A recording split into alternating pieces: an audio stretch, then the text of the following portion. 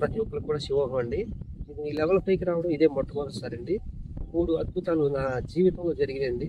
ఇక్కడ వచ్చిన తర్వాత ఈ శక్తిపాదం కంప్లీట్ అయిపోయిన తర్వాత లంచ్ తర్వాత ఎవ్రీడే ఈ శివాలయంకి వచ్చి మేము మెడిటేషన్ చేస్తూ ఉంటామండి. ఒక నలుగురు కలిసి వచ్చి ఈ చేస్తున్న తరుణంలో ఫస్ట్ మెడిటేషన్లో కూర్చున్నా 10 నిమిషాల తర్వాత ఇట్లా మనం శివోహం ముద్ర పెట్టుకుంటాం కదా, చిన్న ముద్ర పెట్టుకున్న దాంట్లో 3 ఎక్స్ట్రా ఈ వేళ్ళు ఇట్లా లోపలికి వచ్చినట్టు అనిపించింది.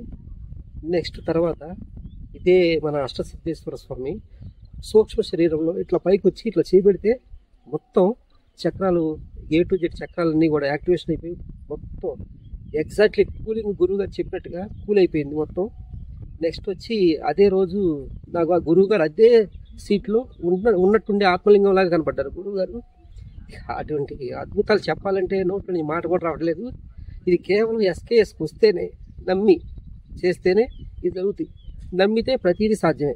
అది గురువు గారు ఉంటేనే సాధ్యం. ఆ గురువు గారు కూడా మన జీవేశ్వర యోగి గురువు గారు ఉంటేనే ఖచ్చితంగా మనం ఏదైనా చేయగలుగుతాము.